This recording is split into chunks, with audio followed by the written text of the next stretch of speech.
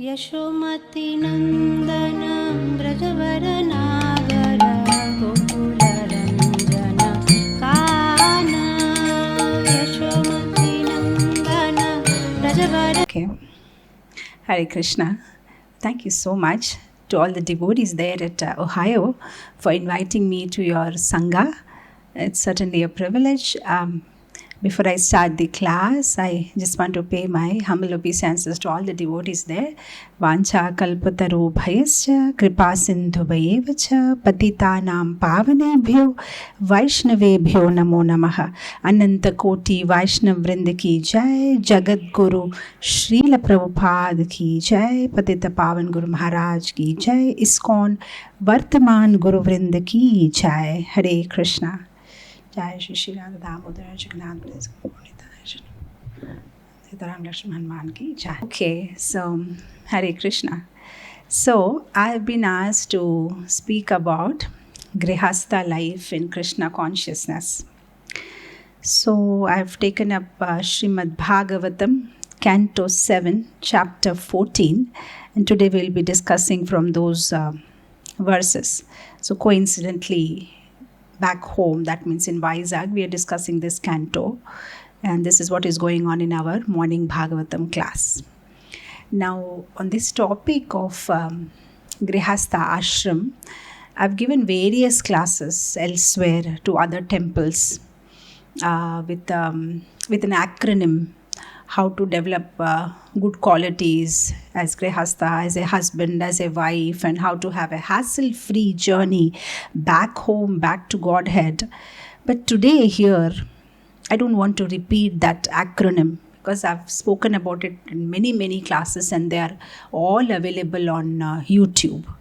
So today I thought, more than a class, I'm just going to do a reading and we all do it together. So everybody can take your Canto 7 of Srimad Bhagavatam.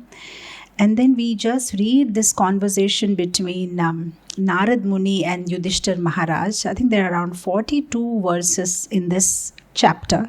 I don't know how many we can complete today. But I will read only translations and then I'll pause, pointing out important points and then read another verse and then read another verse. And let's see how many we can complete in this session today is what I have planned for the class today. So we'll start. Om Namo Bhagavate Vasudevaya. Om Namo Bhagavate Vasudevaya. Om Namo Bhagavate Vasudevaya. Narayanam Namaskritam Naram Chaiva Narottamam Devim Saraswatim Vyasam Tato Jayo Mudiraya. Nashtaprayeshu Abhadreshu Nityam Bhagavata Sevaya. Bhagavate Uttama Sloke Bhaktir Bhavati Nice Srimad Bhagavatam ki jai. Reading from Canto 7, Chapter 14, text number 1.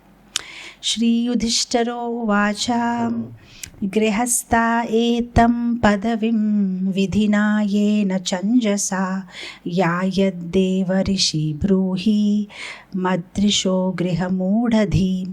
Translation: Maharaj Yudhishthira inquired from Narada Muni, O my Lord, O great sage, kindly explain how we who are staying at home without knowledge of the goal of life may also easily attain liberation according to the instructions of the Vedas. Om Ajnanatirmirandasya Gnananjanashalakaya Chakshuranmritam Yena Tasmai Shri Guruve Namaha.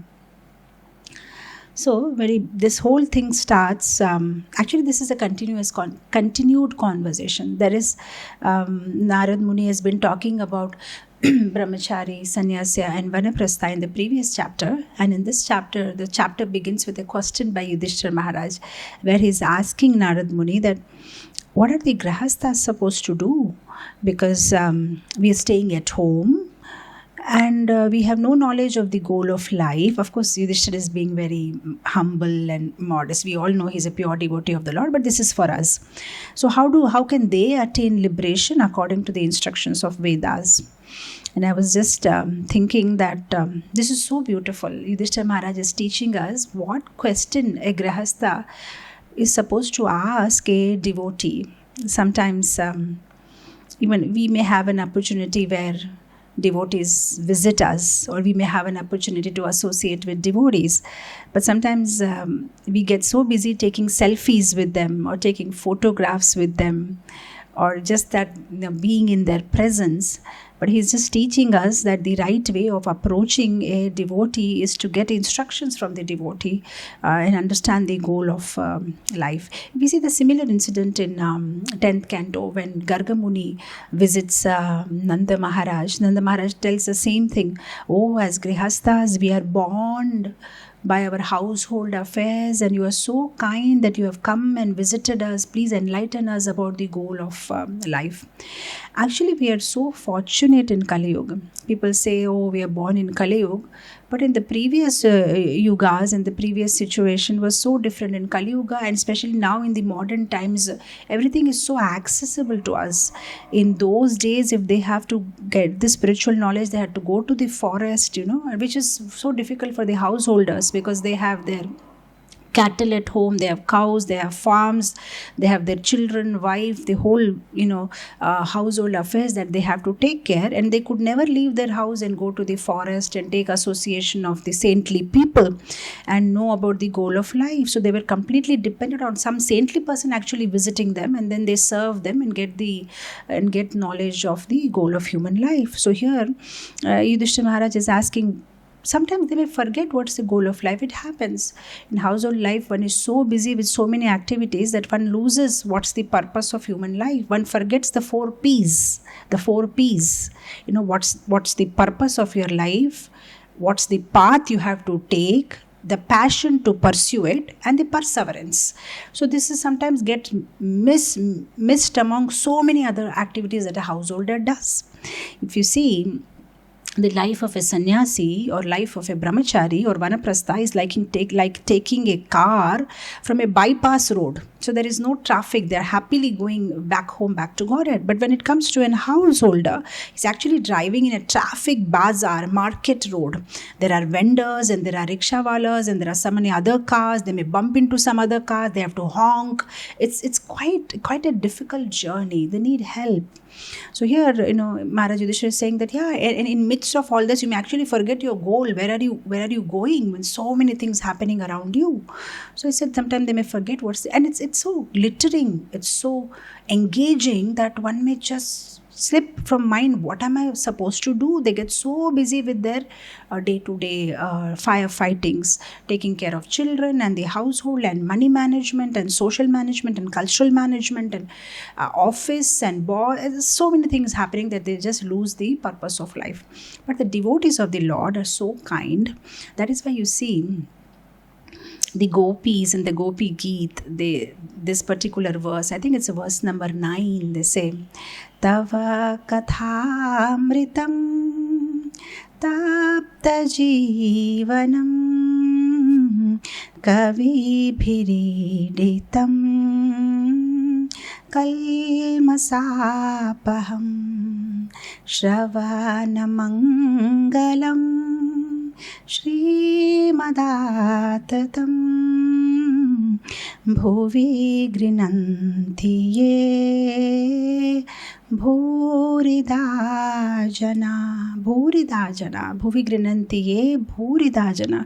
The devotees of the Lord are so munificent. Oh, they are so magnanimous. Oh, they very kindly give the knowledge of the Lord for delivering everybody. So here, Yudhishthira Maharaj is asking Narad Muni, so what are we supposed to do? We householders, we get so busy with our day-to-day life that we may forget what's the goal of life. So what should we do, and what is your advice to us? So I thought that was such a beautiful question, something for us to know what to ask when we meet some devotees. I'll go to the text too. Now Narad Muni will start answering his question. Shri Narado Uvacha गृहस्वे अवस्थितो राजन् क्रिया कुर्वाण यथोचिता वासुदेवर्पणं साक्षात् उपासिता महामुनिन्. Translation: Narad Muni replied, "My dear king, those who stay at home as householders must act to earn their livelihood, and instead of trying to enjoy the results of their work themselves, they should offer these results to Krishna, Vasudeva. How to satisfy Vasudeva in this life can be perfectly understood through the association of great devotees of the Lord." Very beautiful point. Narad Muni here begins, those who stay at home as householders must earn their livelihood. There are two kinds of karma one has to do, or dharma. One is the Nitya Dharma and one is the Naimatika Dharma. The Naimatik Dharma will keep changing. So when I was not married, my Dharma was a student. As a student, I had certain responsibilities. And now since I am a mother and I'm a daughter, a mother, a wife, so I have now different responsibilities. So there is one Naimatik Dharma which will keep changing from time to time in your life, and one is Nitya Karma or Nitya Dharma, that is pursuing our Krishna consciousness. So here is saying that those who stay at home, what is their Naimatik Dharma is that they need to earn their livelihood as an householder. We are not like exalted devotees like Tukaram or Narsim Mehta, that we just chant bhajan and Lord will take care of our necessities. We have to do our duties. So earn their livelihood, and instead of trying to enjoy the results of their work themselves, they offer it to Krishna. So this is very important point. They're not lazy. So I like that point where Srila Prabhupada, at one place he says that we are not bhogis, we are not tyagis, we are bhakta. Bhogi, tyagi, both are bogus. So Prabhupada says those who are bhogi, they're also bogus because they're trying to enjoy something which is not there. So he gives an example. Let's say I go to my neighbor's house and I tell him, hey, I want to enjoy your air condition, I want to enjoy your refrigerator, I want to enjoy your TV, then that's crazy. It's not yours, but you're trying to enjoy. Or let's say if I go to the neighbor's house and I tell him, hey, look, I renounce your fridge, I renounce the TV, I renounce, that's stupid because it's not yours to renounce. It doesn't even belong to you. So Prabhupada says that when you're trying to enjoy, it's not correct because it's not yours, it's Krishna's. And when you say I renounce, what is that renouncement? Anyway, it's not yours, it is Krishna's. So neither we are bhogi, neither we are tyagi, we are bhakta. That means whatever available or whatever we get, we use it for Krishna's service. So Narad Muni tells here, those who are living and home, they can earn their livelihood, but it's not that they should completely enjoy it. They should offer the results to Krishna. Then whatever they are doing, that 9 to 5 job or business or whatever, the whole thing will become a devotional service. So it is something like this. When a salary comes at home, or the earning or the profit comes at home at the end of the month, what does a father do? He divides it. This is for my daughter's fees, this is for buying grocery, this is for my wife, this is for my children. They divide it. Now in that division, when even Krishna is a part of it, and this is for Krishna, then what will happen is you are treating Krishna as a part of your family. Then now whatever you did Monday to Saturday from day 1 to day 30, it will all become devotional service because Krishna is also part of your family and you're now working for Krishna. That is why Rupa Goswami said that as a householder, one should give certain percentage of their salary in Krishna's service. There are 3-4 aspects to an individual. The first thing is your personal sadhana. As a grihastha, what are the 4 things? First thing is your personal sadhana. Second thing is your coordination with the people around you. Third thing is charity, and fourth is preaching. These are the 4 things one has to do it properly. The first thing is one's personal sadhana. Getting up early. These are all the householder has to follow. Getting up early in the morning before the sunrise, purifying the body, taking bath, chanting the prescribed rounds, reading Srimad Bhagavatam, hearing Srimad Bhagavatam, offering prasadam to Krishna and then accepting. These are all personal sadhana one needs to do. And then second part, apart from the personal sadhana, coordinating with the other members of the family is very important. Because we have a vertical relationship with Krishna, but we also have an horizontal relationship with people around us. If those two are not harmonized, then we cannot go back to Godhead. this is something like driving a cycle. If you are driving a cycle, you have to learn to balance it. If you do not know how to balance the cycle, you'll keep falling, and then you cannot even enjoy the whole ride of the cycle. But when you learn how to balance the cycle, then you can sing a song, hum a song, look around nature, hear the birds chirping. Everything will be so beautiful. So one has to learn to balance the life properly, because if there is no happiness in the householder life, you cannot become devotee. There'll be so much disturbance in your chanting, there'll be disturbance in your day-to-day life.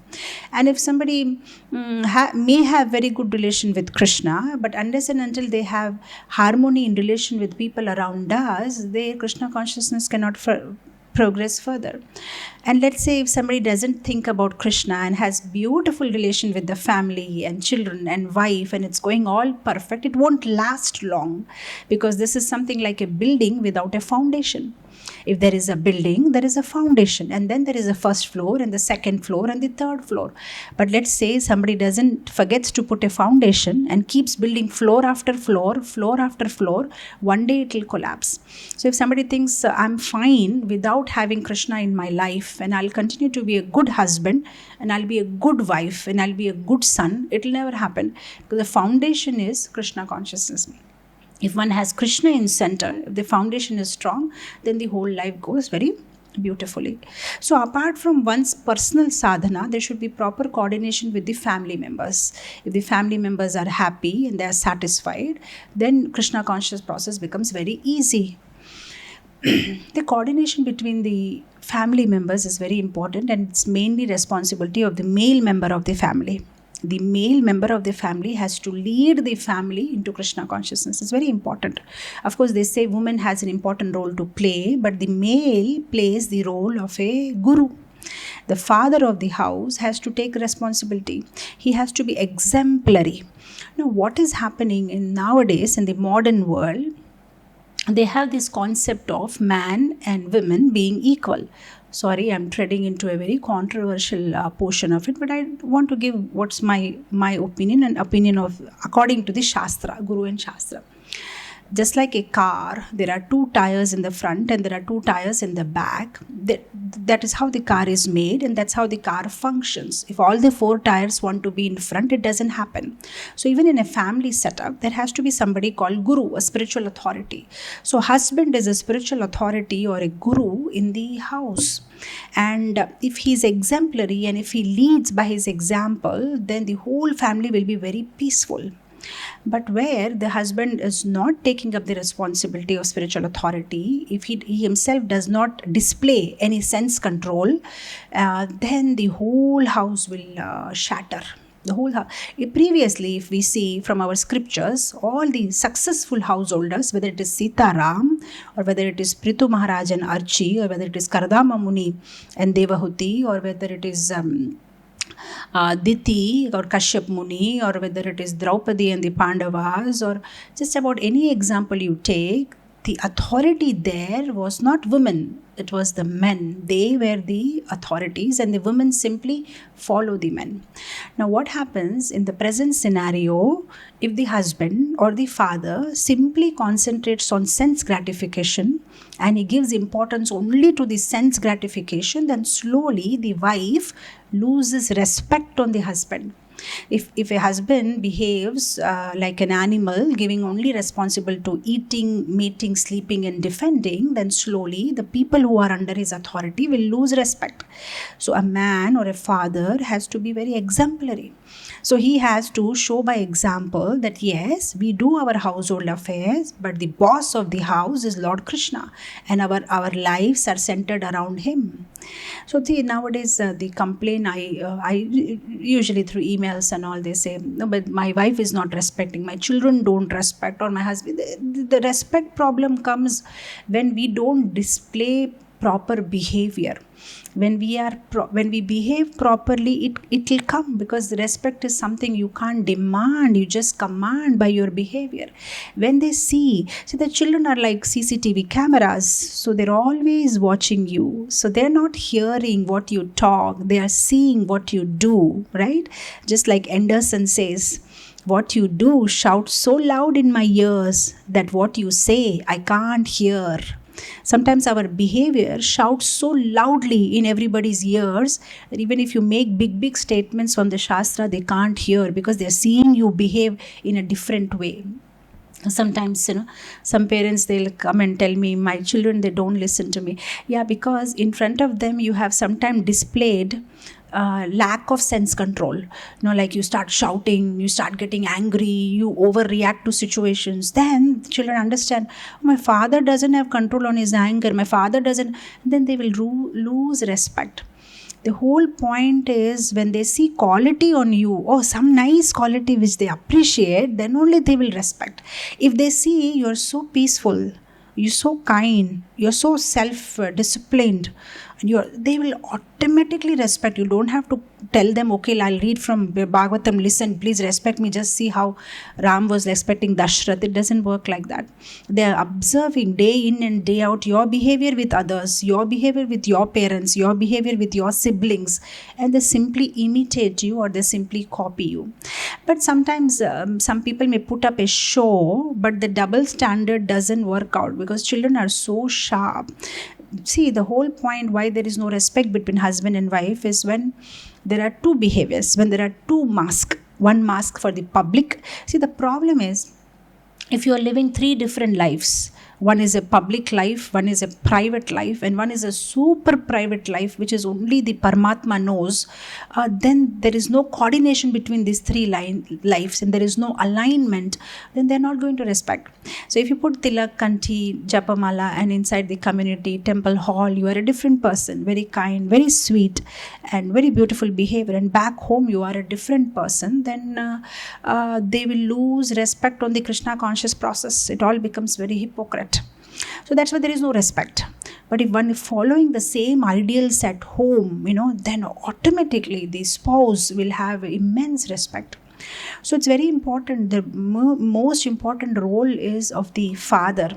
If he is a proper spiritual authority, if he maintains discipline in life, and then he can bring the whole family into Krishna consciousness. And also, see, the whole point is he's the one who is going to be benefited or he's the one who is going to be at loss. Because in the Hari Bhakti Vilas, first Vilas, verse number 77, they say that just like the king has to accept the sins of a minister, the guru has to accept the sins of a disciple, the husband has to accept the sins of his wife. So that means if a man fails to employ his family into Krishna consciousness, and if they are acting averse to scriptures, he has to take the sin.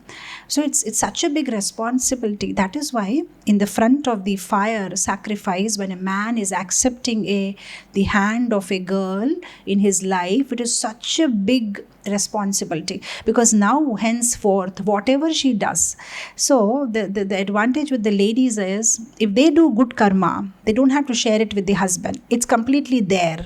But if they do bad karma, 50% will go to the husband. And with the husbands, if they do good karma, they have to share 50% with their wife.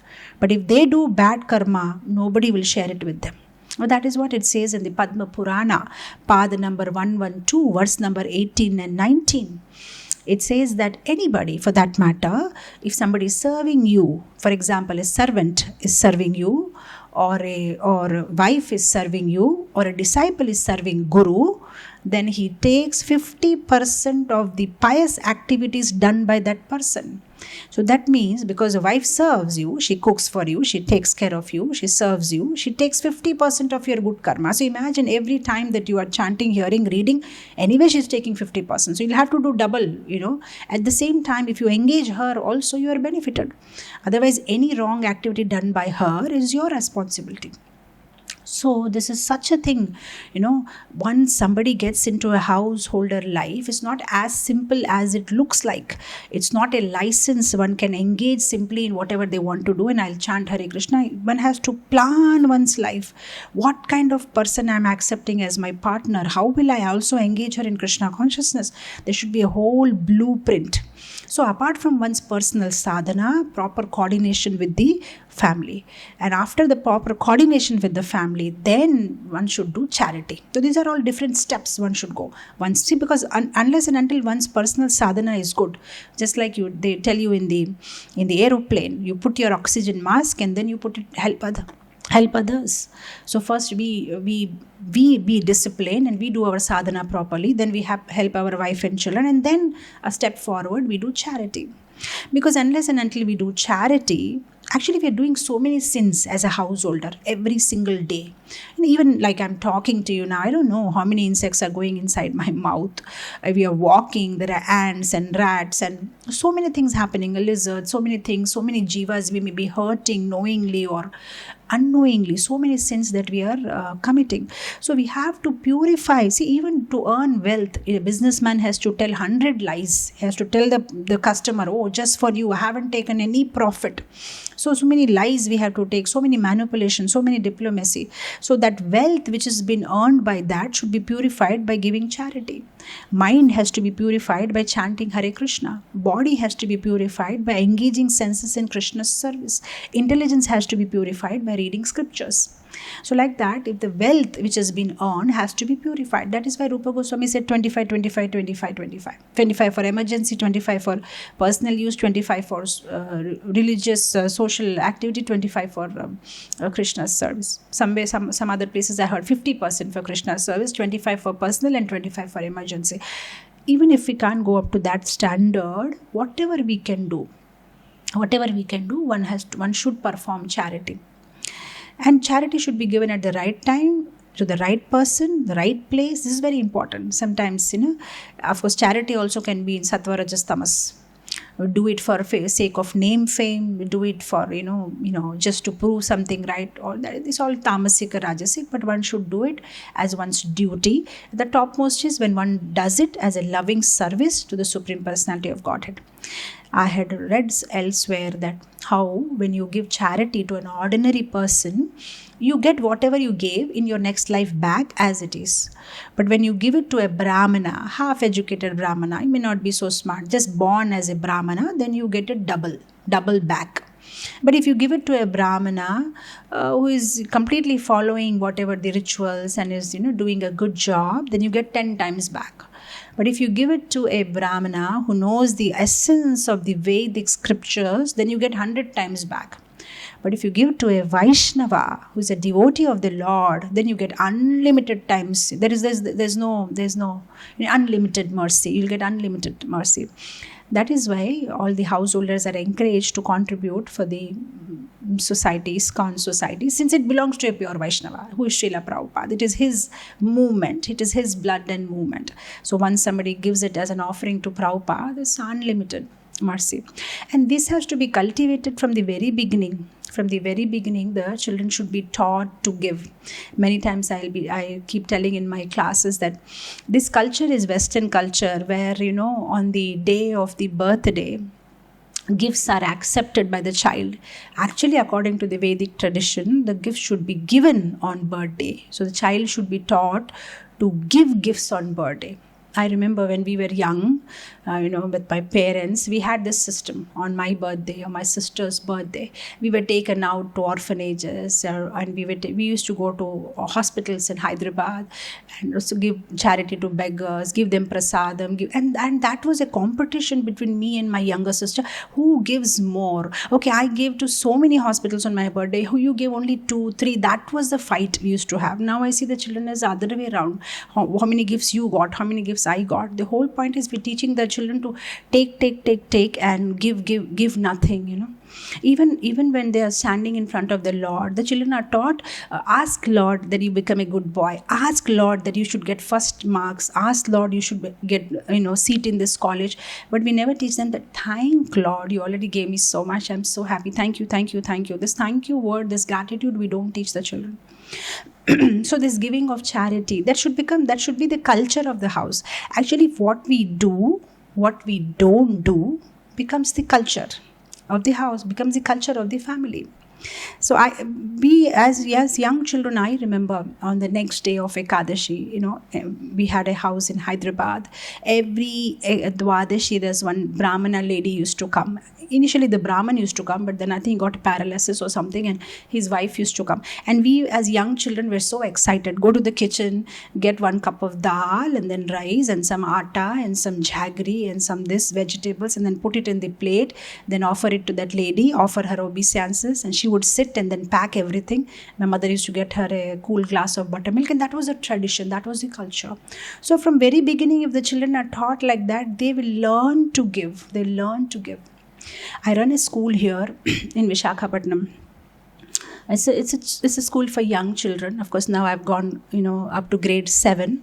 But what I've been observing last many years that I'm running this school, the whole point is children have become so self-centered. They become so self-centered, and they've been brought up in such a way that they feel they are the center of the world. Whatever they say has to happen. So when they come to the school, it is so difficult to go through that transition, because in the school they are one among all the students. They are not the center of our life. There are all so many students, and they have to learn to share with each other, and that is becoming such a big problem. With nuclear family, only 1 child or 2 child, they don't want to share their things. So as a householder, that if we put that charity part in it, then we learn how to share whatever we have earned, share with the people, and share with the Lord, and do it as a service to the Lord. So our personal sadhana, coordinating with people around us, charity, and the third part then comes preaching. So as a householder, we can preach Krishna consciousness in our own way. Whatever we have learned, we can open the doors of our houses for preaching program, distribute prasad, and that way we can live a life of ideal householder. Householders can have deity service, which is so important. I was brought up in Bombay in a joint family. Then after some time we migrated to Hyderabad, and being from a Gujarati family, Pushti Marak followers, we have this Laddu Gopal Seva. Now I want to share with you my uncle and aunt. They're like pakka, because my parents, when they migrated to Hyderabad, we got in touch with ISKCON, and then we went in a different direction, Chaitanya Mahaprabhu worship and all. But even now, with my uncle and aunts who stay in Bombay, I'm so amazed by the kind of service they do to their Gopalji. One specific uncle and aunt which I'm very impressed with, as young children we have observed, they had a whole big household for Gopalji. A big, with a wooden altar, and it's not like ISKCON altars. It's like a whole house. They have a bedroom for the Lord. They have a drawing room for the Lord. They have staircase where the Lord goes up. There is a terrace. There is a swing when the Lord swings during the summer. They have wardrobes for the Lord. Small, little Laddu Gopal, but they have wardrobes for his summer wear, his winter wear, and they have fountains made of silver, so that they on the fountain, different animals like peacocks and deers and parrots and birds and all, they put it on display when the Lord wants to enjoy. They make different delicacies for the Lord. And I remember from my very childhood how my aunt, we used to go to Bombay during summer, and I remember up to 12 in the afternoon, you can't talk to her, because she does the recitation of 9th chapter, 12th chapter, 15th chapter, 2nd chapter, Gopi Geet, so many other things, and she'll be making fresh milk sweets for the Lord on that day, nothing in the fridge. That day she will make the fresh sweets, finish her offering. And if we want to ask her something also, where is the curd in the fridge, she'll be chanting Jayati Te Dikam Janma. She just act by sign. She will say that is there, but no talking. And then she finishes all her seva by mid-afternoon, and then she'll say, okay, so now how are you? And then she'll start talking to us. And of course, as children, it left such an impression in my mind. Her whole behavior was such amazing. And not only that, even when they got their daughter married, so in Gujaratis, there is a culture. I don't know if it's still prevalent. What I'm talking is all 25 years back. The culture is when they get their daughters married, whatever they're giving their daughter in dowry or as gift, they display it for people to see. There is one particular day, on that day they host people. So people come and they walk in and they say, oh, you're giving this, oh, you're giving this, and they just displayed. And I remember my aunt there, how many sets of saris she gave it to her daughter, that many sets she made for Laddu Gopal. How many sets of gold or diamonds she gave, that many small little sets she made for Laddu Gopal. Laddu Gopal was so much part of their family. It's like family member. They talk to him, they speak to him, and everything he's told about it. This is what has happened. That is what has happened. They report to him. And I remember on that day I was present when they were displaying all this, and they had displayed their Laddu Gopal's clothes also. And somehow, out of so much crowd, one of the diamond set got lost. And my sister was so anxious now what will happen. She ran into the puja room and she locked herself, and she was continuously chanting, and speaking with the Lord, oh, please help, where is this thing lost? And I was so amazed seeing their surrender to the Lord, faith on the Lord. Lord is part of the family. They talk to him and they shout at him and they fight with him. What happened? Why this is lost? Such a beautiful, beautiful atmosphere. Why I'm emphasizing on all this is, if Krishna is center of our life, everything is going to be happy.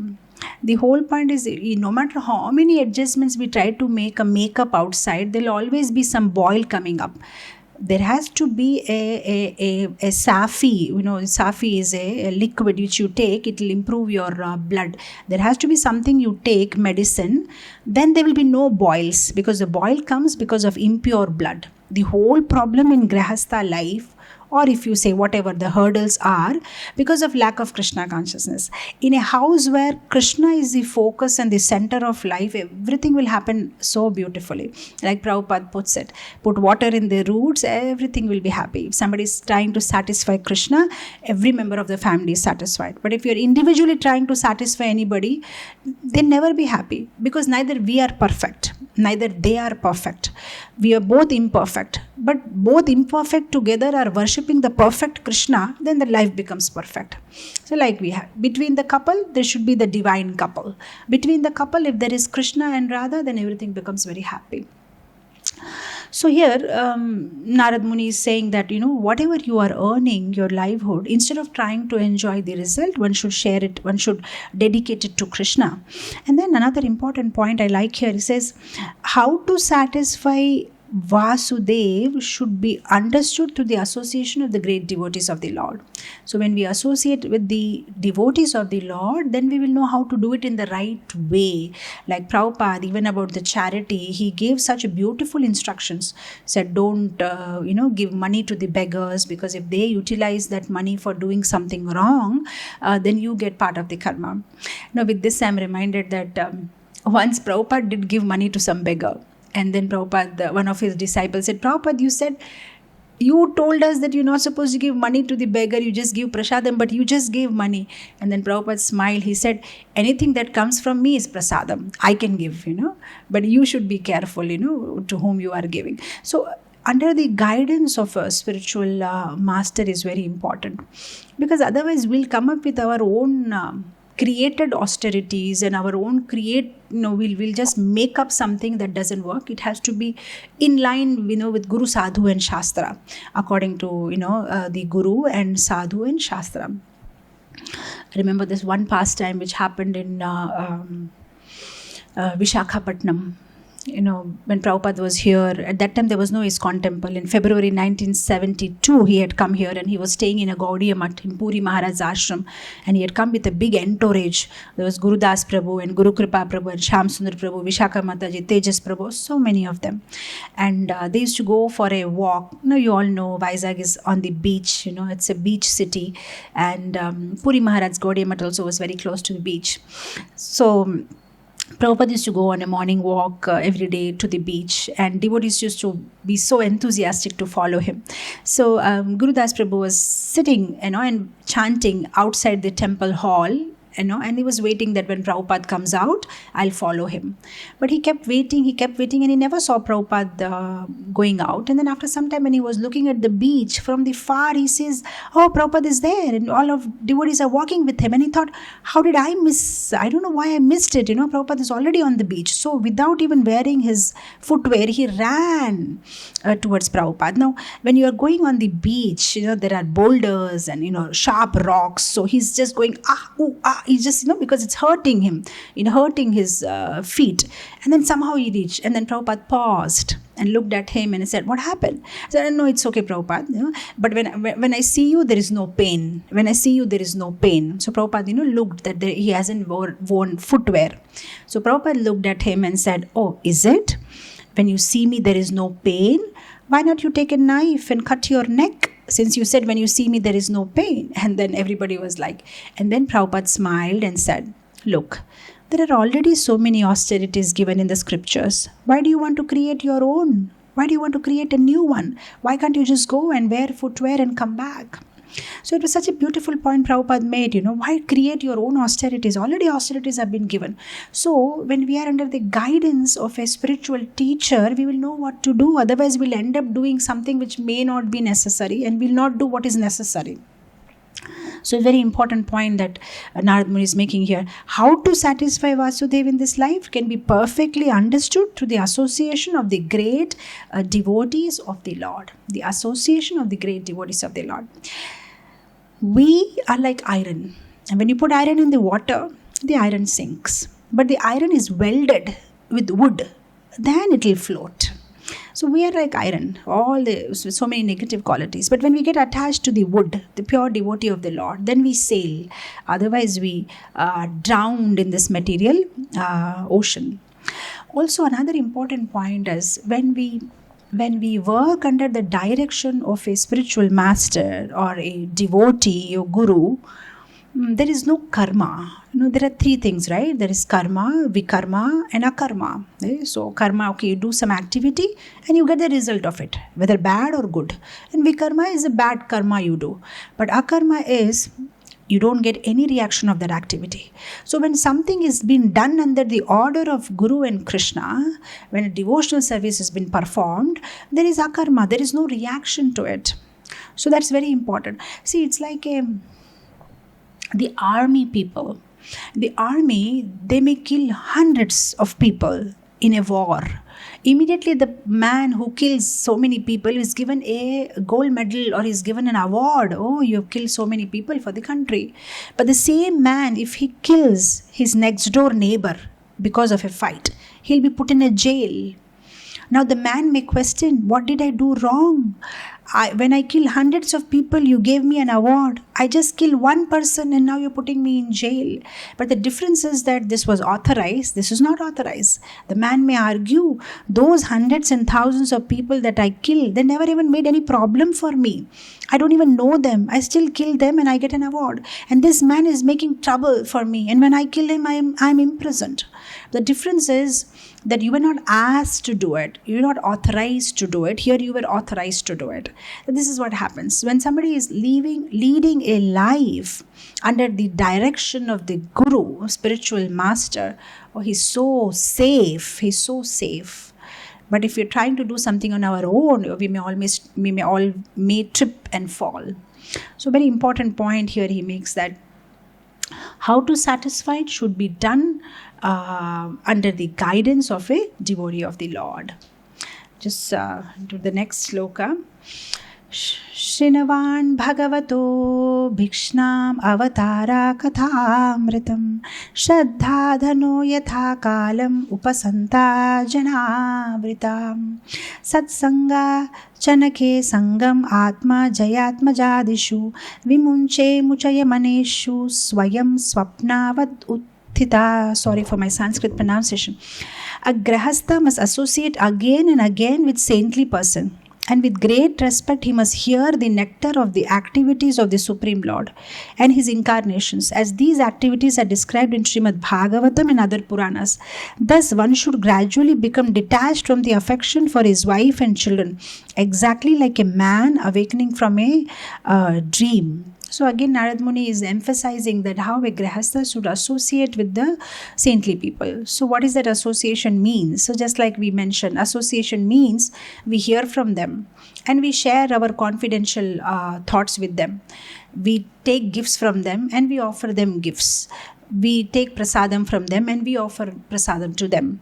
So like that, when we associate with saintly people and we continuously hear Krishna's katha, then all the impurities in our heart are clean. And once the impurities in our heart are clean, there will be happiness in our relationships also. Right? So it is said in the Srimad Bhagavatam, Canto 1, Chapter 2, Srinavatam Swakatha Krishna Punya Shravana Kirtanam Hridayantasto hi Abhadrani Vidunoti Suhit Satam. So when Punya Shravana Kirtanam, when somebody is hearing with the about the Lord, then all the Abhadra from the heart is cleaned. And when the Abhadra from the heart is clean, then that material hankering which is there in the heart will be out. The whole problem in Grihastha life is there's so many desires, so much material hankering. And when somebody is doing Shravanam and Kirtanam, then that is removed. So here it says that we must associate with the saintly people. Of course, we are so very fortunate that we have Srila Prabhupada books by which we are able to associate with him. When Srila Prabhupada was there in this world, he gave association to everybody by talking to them, giving them prasadam, giving his association. But for those like us who were born late and could not have Prabhupada's association, he wrote for us his books so that we can associate with him through his books. So when we hear and read Srila Prabhupada books, we are associating with him. Our association with the devotee should not be like the association of a mosquito with the king. A mosquito was sitting on the crown of the king and was so happy that I am in 24 hours association of the king. But not that kind of association where we hear and talk. But there is another controversial line here in this sloka. It said one should gradually give up affection for his wife and children. Now this somebody may think, oh really? We thought that's our duty. Now there's a difference between lust and love. You can always love them. But when love is mixed with expectation, then it becomes lust. So we can love our wife and children, but that should be unconditional. Mostly our love is conditional. I love this person, I'm doing this thing for this person, and what is this person going to do back for me? That is expectation. And when love is done with expectation, then it's simply lust. You are desiring something for yourself. You may profess it as love, but you just want something for yourself.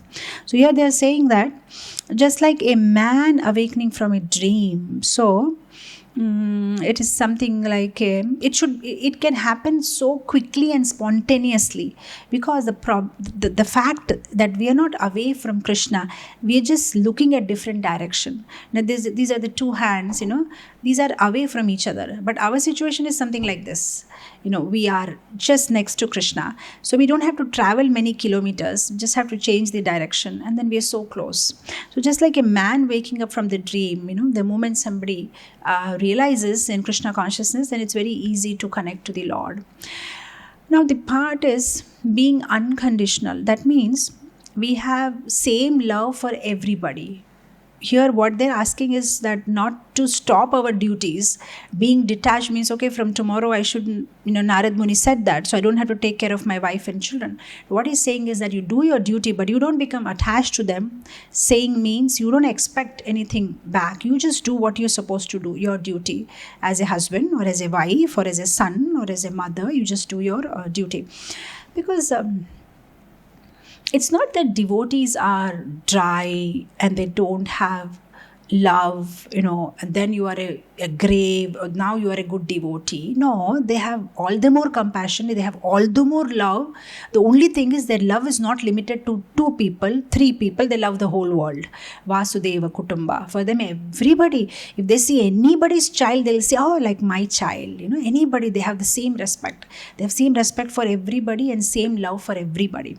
That is why you see in the Bhagavad Gita chapter 12, verse number 13 to 20, Lord has mentioned 36 qualities of a devotee. In that he says Maitri. He has friendship with everybody. The Lord says Adveshta Sarvabhutana Maitra Karunaevacha Nirmamu Nirahankara Sama Dukkha Sukha Shami Santushta Satatam Yogi Yatatmam Dridanischaya. Continuously he'll tell all these qualities of a devotee. A devotee means he loves everybody. That's what it means when they say here no attachment, means They're not attached to one particular person. They do their duties, but they love everybody. For them, the whole world is a family. Everybody is a family because they see Krishna in everybody. Krishna in everybody's heart. Pandita Samadarshana. In everybody's heart, they see Krishna. Devotees are actually having more affection, You see Arjuna, he was so full of compassion, he was so full of affection. He didn't want to kill anybody. And because of that affection and because of that beautiful heart he had, that is why Krishna wanted to share Bhagavad Gita with Arjuna. It was not that he was, I don't care what happens to whom. In this regard, I'll tell you one story. Ramanujacharya. One man approached Ramanujacharya and he said, I want to take sannyas. So Ramanujacharya said, all right, so what's your qualification? Why do I have to give you sannyas? So he said, you want to know my qualification? Well, I've been married for last 40 years. And you know what? My wife died yesterday. And just see, I don't even have one tear. I'm completely detached. So I'm the right candidate for sannyas. So he said, all right, sit down. And then the other candidate comes and he's crying and falling down, and devotees have to somehow make him stand. And he says, what happened? He said, my son died, my son died yesterday. I'm just not able to take it, he's just crying. And Ramanujacharya says, okay, start the fire sacrifice. I'll give him sannyas. Now this man who was sitting next to, he said, what is this? This is crazy. He is so full of attachment and maya, and you giving him sannyas. And look at me, I'm detached and you don't give me sannyas. So then Ramanujacharya made a point. He said, look, this guy, he knows how to love. For me, the job is very easy. He loves his son. I simply have to dovetail his love from his son to Krishna, which is very easy. But you don't know how to love.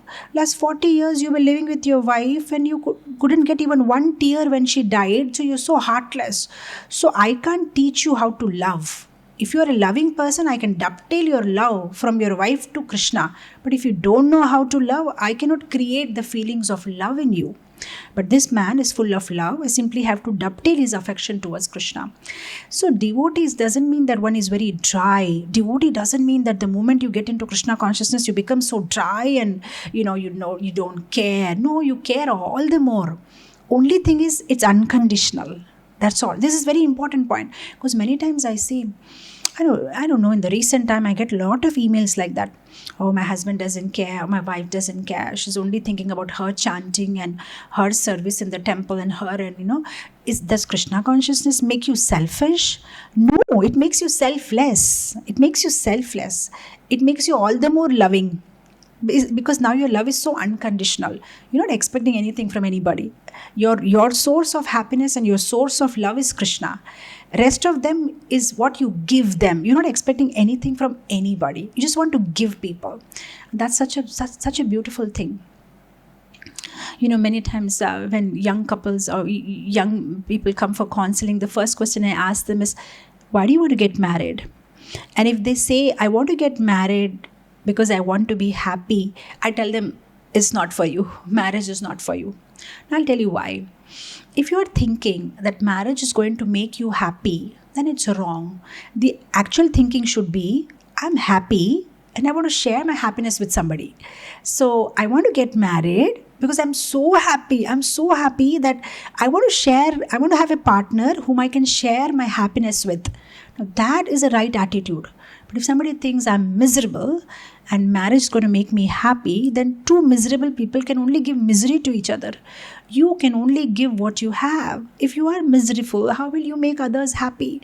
The marriage is not that some person will come in your life and she will give you happiness or he will give you happiness. The whole point of marriage should be, I'm happy and I'm connected to Krishna and I'm so blissful and I want to share this with somebody and I'm looking for a partner whom I'm going to share this, right? That is the attitude. When that attitude is there, those marriages will be so successful marriages, when you want to give. And so you don't want to take from the other person. We have to be like kings. We should have the attitude of giving, and we shouldn't be in the beggar mentality, always begging bowl. You give me respect, you give me love, you give me affection. Please give me, please care for me, please take care of me. That's a beggar mentality. And you cannot be happy if you have a beggar mentality. So here, Ramanujacharya said, no, you have to know how to love. So devotees, they love. So we shouldn't misunderstand this line by Narad Muni where he says, detach from affection for his wife. No, detach means he doesn't get too possessive. I have to take care of my wife, my son, they should be happy. No, Vasudeva Kutam, everybody should be happy. All should be happy. That's the mentality of a householder. We go to the next sloka. यावद् अर्थम् उपासीना देहगेहा च पंडिता विरक्तो रक्तवत् तत्र नरलोका नरतं न्यसात्. While working to earn his livelihood as much as necessary to maintain body and soul together, one who is actually learned should live in human society unattached to family affairs, although externally appearing very much attached. Very important point. Earn his livelihood as much as necessary to maintain body and soul together. That's the ideal thing. The principle of, KISS, KISS. Keep it simple, stupid. Keep it simple. The more we keep it simple, if you have to swim in an ocean, it would be so nice if you are having light clothes and you are, at ease. If you have boulders tied to you, then the swimming becomes very difficult. So if we keep our life simple, just having as much as required, then the journey will become very easy. So those who are actually learned said that they are unattached to family affairs. You're just like a lotus flower. The lotus is growing in the dirty water, but the lotus is not attached to that, so unattached. So those who are unattached but externally appearing very attached, that means you do your duty, you show affection to everybody, but your love, your first love, second love, last love, all love is only Krishna. But with the rest of them, you do your duties. I'll give you one practical example. Let's say you live in an apartment and your next door neighbor has a 4-year-old child and he's got cough and cold. Now, you'll tell with affection, he's got cough and cold. Why not you give him some ginger decoction, and then you can give him some steam, and then you can give him some turmeric with honey. If you do all this, he should be fine. Now, after 2 days or 3 days, you again meet the child and you see he's still having cough and cold and the mother hasn't done anything, whatever you said. Now, what will be your reaction? You don't start fighting. I told you, why didn't you do it? You'll just watch. I gave the wisdom. They didn't take it. That's all right. But now the same thing if your daughter-in-law does. You gave her the advice and she hasn't done it for your grandson. Now you will fight with her. I told you yesterday to give the ginger decoction. You still didn't give it. See how he's suffering. Now this is the problem. There's no harm in giving advice. The harm is in the attachment that my advice should be followed. That is the problem. So in the household life, we should do our duty. But there should be no expectation. So I do it. I tell, and whatever I'm supposed to do, I do. But if it doesn't happen, then that's Krishna's plan.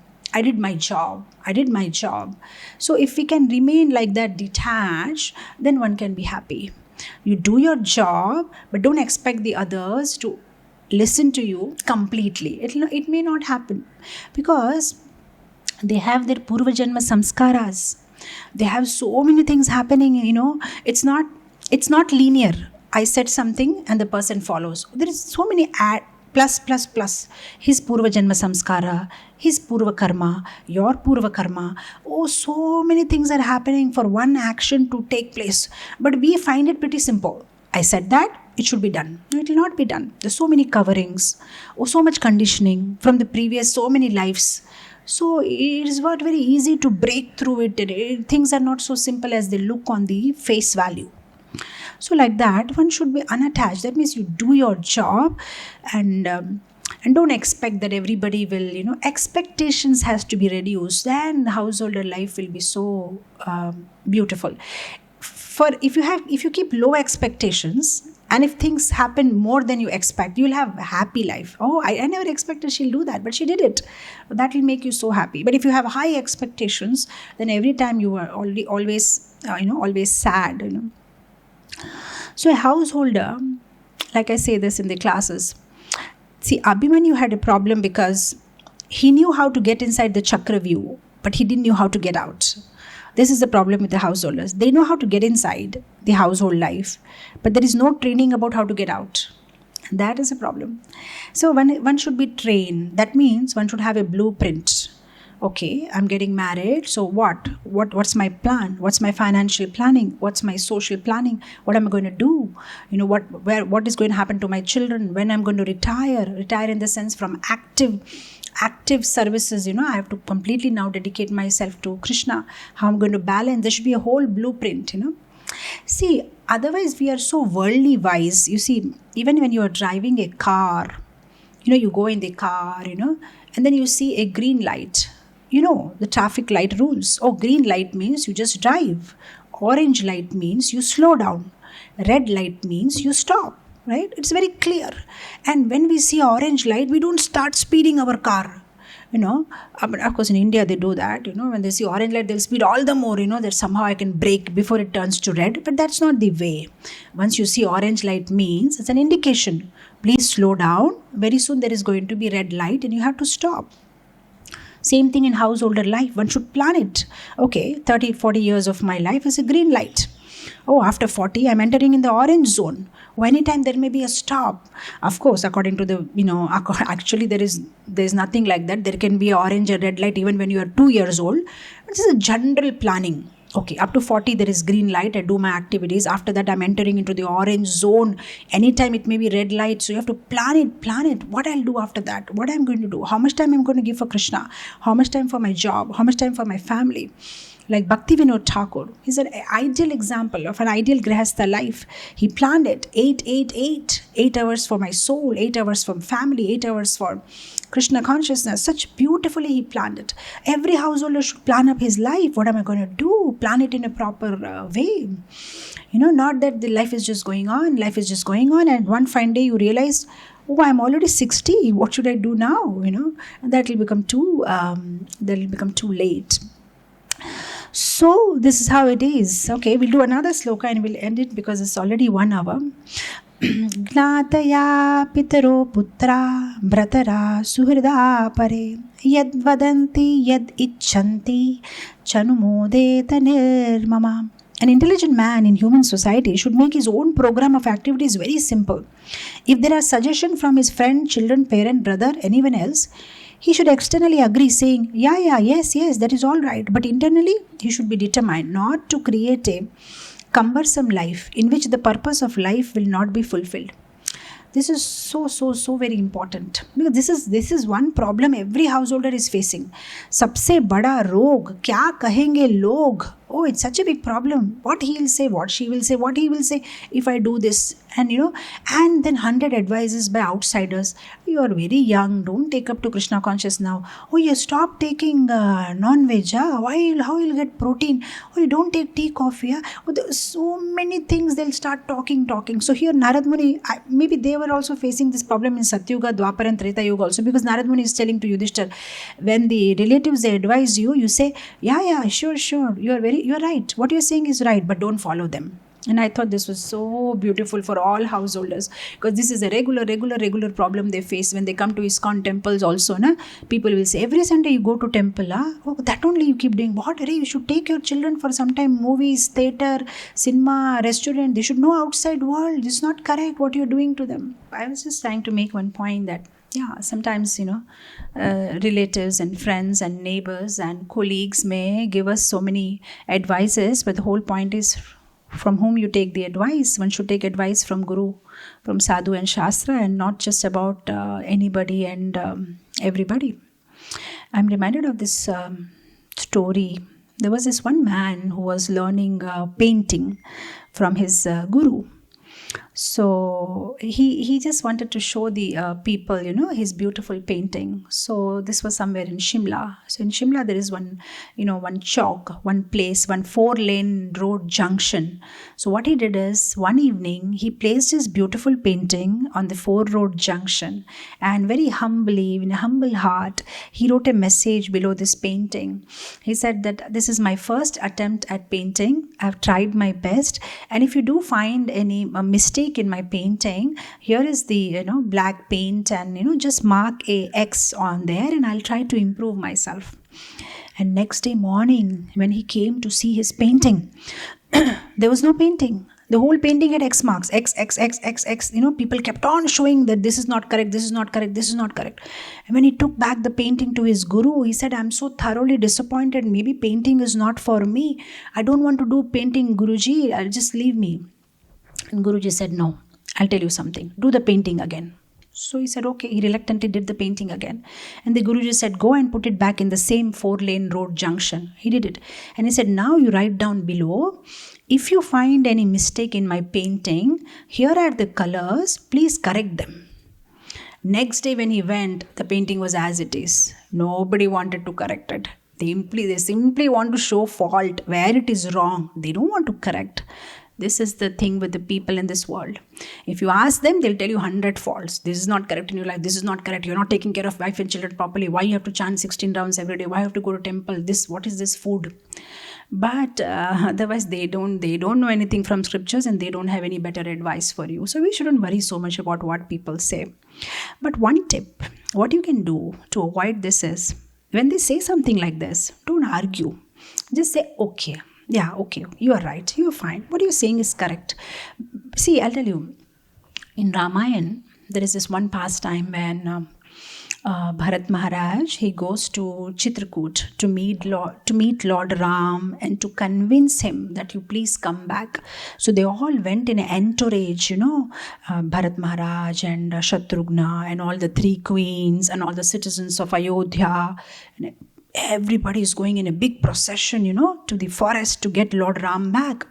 Now Bharat thought in his mind, my Lord, the Lord of my heart, he is walking on the road without any footwear. How can I just, go in a chariot with so many horses? So he also removed his footwear and he started walking, on the floor with barefoot, But the moment he did that, everybody, all the citizens of Ayodhya, they also got down from their bullock carts and they also started walking. Now some of them were old and invalid and they were, having health issues. So now, because Bharat Maharaj was doing that, everybody did it. Then Bharat Maharaj said, no, don't do that. Okay. They said, no, but you are doing it in front of you. We can't sit in the bullock cart. Then he said, okay, I will sit in the cart back. I'll sit in my chariot. You all also get back. Then they all got back. Then he asked Vashishta Muni, where am I making mistake? I just want to do something I'm not able to do. Then Vashishta Muni said, because you made a show of it. Instead of, walking in the front of your chariot barefooted, you could have allowed everybody to pass and you should have gone and walked behind. And then nobody would have observed that you are missing from your chariot. The moment you make a show of your austerities, the moment you make a show of your spiritual life, there will be always people who will pull you down. So one should do it very diplomatically. One should do it very nicely. Should not make a show of it, right? Today you go to somebody's house, what will you take? Tea, coffee? The ideal thing would be is, I'm not feeling to. Is it okay if I take some cool drink or something like that? But if you make a show of it, well, it's been 40 years. I don't take tea, coffee. It's been 40 years. I just left it. Oh, no, you had it. Now he'll give you a big pep talk. Oh, really? Why don't you take tea and coffee? You go to a marriage, you go to a party, and then you make a show there. Oh, I don't take onion, garlic, and I just take sattvic food. And if you make a big show, now there will be so many people trying to pull your leg. But if you just say, I'm not feeling so well today. So one has to be so diplomatic depending upon the time, place, situation and circumstances. Some places, if you say that, it may be encouraging for others. Okay, I'll follow. Some places may not be. They'll just try to pull your leg. So one should be so careful. The Grihastha life is all about, a little, diplomacy, a little, like how do you present yourself? How do you carry yourself will make all the change, See, of course, this topic in itself is so huge. I don't know if I could do any justice to it, because in Grihastha life, there is something called, marriage life, where both the spouses has to go well together. And then there is an also dimension of, parenting. One has to be a good parent, how to deal with the children. And then there is also a dimension of how you deal with your parents. And then there is another dimension, how you deal with the people outside. Then there's a dimension of your work life, your office, your colleagues. So there are so many, how you deal with your servants, how you deal with your people who are dependent on you. So there is so many dimensions to it, and in no one class we can cover all the interpersonal relationships that you can have with different people who are part of your life, But Of course, in many of my classes, I've spoken about interpersonal relationship between husband and wife and about parenting. But one more important aspect that I see lately, which I get on my emails, is about dealing with non-devotee parents and dealing with the non-devotee in-laws. That is becoming one another big topic in itself. On a regular basis I get these mails, how to deal with them. And I what I'm observing is over the period of time, one becomes a very disrespectful. See, the whole point is, if you're becoming pure, doesn't mean that you start disrespecting the impure. That is one has to maintain properly. Otherwise, you will end up falling down. One has to be very careful. Especially I see with the mother-in-law or with the in-laws. The moment they are not Krishna conscious, one feels that one has a license to discard them. One has a license to disrespect them. Which is so wrong. One has a license to disrespect the parents because, Mataji, they're not devotees. Yeah, they're not devotees, but they're still your parents. So it's very important that, one should deal with them so cautiously. Otherwise, you're doing such a disservice to the whole ISKCON movement. Frankly speaking, you're doing a disservice to the whole ISKCON parampara by not behaving properly. Because the kind of impression that you give is, maybe devotees are heartless and devotees don't care for parents, and devotees are self-centered. This is the impression we are giving, whereas devotees are so compassionate people. So one should be very careful how one is dealing with non-devotee parents. One should be very careful. So the whole point is one should understand that the parents, they love you and they want to be proud of you, and they just want that you be safe, and they just want to see that you are happy. And you have to make sure that you convince them of that, because sometimes when the parents see that, you have given up certain food items which you were eating before, they have a feeling that my son is missing on something, my grandson is missing on something, my daughter is missing on this food is so important. So like that, they have certain feelings about certain things. So we have to be very, very careful in how we deal with them without disappointing them. We have to be patient with them. You have to be so patient, just because we became devotee, it's not that overnight they will become devotee just because you became devotee. We have to give them freedom to be what they are. Just because you became devotee, you can't force them. You shouldn't become authoritative. Okay, now I know things better, so do it this way. They'll feel so insulted, they'll feel so offended when you do that. So one has to be very careful when, even if you have a non-devotee in-laws or something, you have to be so careful. Give them their space, be patient with them, be respectful. Just understand that they love you, they care for you. It has to be handled very delicately, without offending them. And we can seek help. We can seek help from some other senior Vaishnava, and according to their guidance, we should deal with them. But we should not offend them. See what happened to Prajapati Daksha and Narad Muni. Narad Muni was cursed by Prajapati Daksha because he made his children devotees, right? You see how Hiranyakashipu was so angry on Prahlad, on Sanda and Amarka, because his son was becoming a devotee. We see Brahma was so so unhappy with Chatus Kumaras because they said they want to be devotee. They don't want to help him in procreating, or they don't want to help him by getting married. So, okay, even in those days there was this problem, where the children want to become devotee, but the parents have some other expectation. But you have to handle it properly, because even those great saints, they got cursed. And they could manage it, but if we get the curse of the parents, we'll not be able to manage it. We need blessings of everybody in life. So we should be so sweetly and nicely managed. We should be very honest with our parents and see certain small things. What I see on my day to day. If you try to show holy, then though, we don't eat like this, our Guru Maharaj said like this, in ISKCON we follow like this. If you start showing that superiority complex, also parents feel so bad. And sometimes when parents, point out, this is the problem in ISKCON, this is what I saw, they try to justify it. It should not be like that. You should be honest. Yes, this is our organization, and like any other organization, we also have certain problems, and but these are the good points, and that's why I want to stick with it. And this is helping me to progress. Because if you start justifying, they'll criticize all the more. Hey, you don't know, this happened in ISKCON, that happened in ISKCON, that devotee did this. You accept it, honestly. Yeah, there are problems, but then this is the only boat going back home, back to God. So yeah, the boat is unclean. Yeah, there is some dirt, but it's the only boat going. So yes, I'm trying to make my own space, clean my own space, and I'm just trying to go into this. So honest, you have to accept. So like that, if one deals very carefully, then not only one will go back, one will take them also. They'll be so impressed with you that how can this person become so sweet, so nice? My son was not like this. My daughter was not like this before she came to ISKCON, but now she deals with me so respectfully. So they'll get all the more respect for our organization. So we shouldn't do disservice, by behaving in the other way. So of course there are.